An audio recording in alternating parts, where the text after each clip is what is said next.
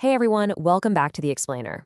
Today, we're unpacking a massive paradigm shift in how we view the cosmos. We're drawing directly from a really fascinating collection of source documents that map out the All That's Holy, or ALTH system. So get ready because we are about to look at the universe through a completely different lens. So, what if the Big Bang actually never happened? And what if the universe isn't just some cold, dead vacuum expanding into nothingness, but an actual living, breathing cell? I know, it's a huge question, but that's exactly the core premise of today's explainer. The source material we're analyzing challenges the mainstream Big Bang myth head on. Instead of an explosive birth leading to an infinite freezing void, the ATH framework models the universe as a biological entity. Okay, let's dive into this.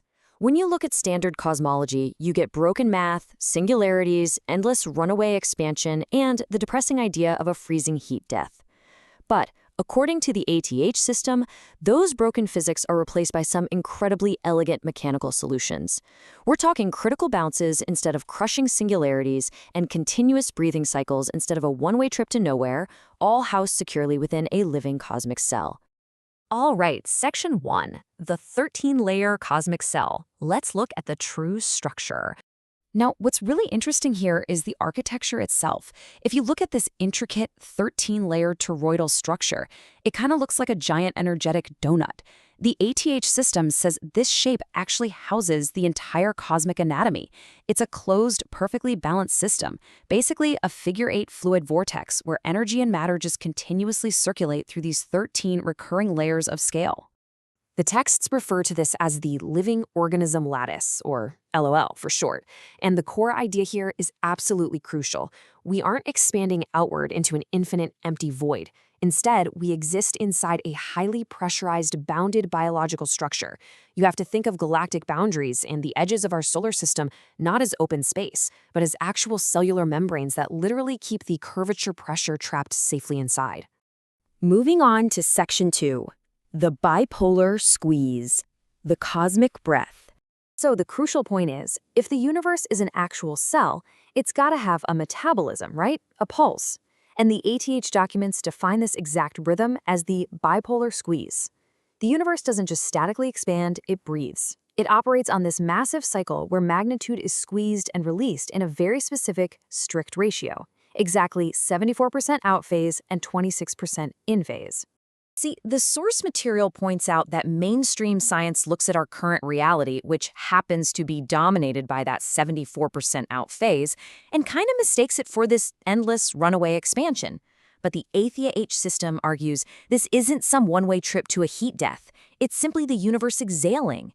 Eventually, the cycle hits a limit and seamlessly transitions into the 26% in phase, the cosmic inhale, which recycles all that energy right back to the center. All right, Section 3, the central God thing, the cosmic heart. So what exactly regulates this massive cosmic breath? What's sitting right there at the center of the cell? Well, this brilliantly illustrates what the texts call the God thing. And just to be super clear, despite the name, the sources explicitly state this isn't a religious concept. It is a strict mechanical nexus. It's the ultimate zero-point regulator, sitting perfectly at the balance limit of the cosmic torus. This central engine serves some absolutely vital mechanical functions. It acts as a finite critical mass nucleus that regulates the inward and outward flow of the entire cosmic breath. But most importantly, it triggers what the text calls the critical bounce. In standard physics, gravity supposedly crushes matter into an impossible black hole singularity. The ATH system? It argues singularities are basically a mathematical illusion. Instead, when matter hits the absolute limit at this central engine, it doesn't crush into nothingness. It bounces, it inverts, and it flows right back out.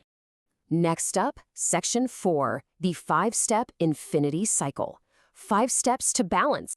Now, this perfectly organized bounce isn't just random chaos. It's governed by strict, absolute laws regarding how energy moves.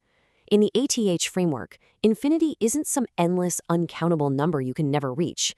Actually, scratch that. It's more like a physical ceiling. It's a pivot point.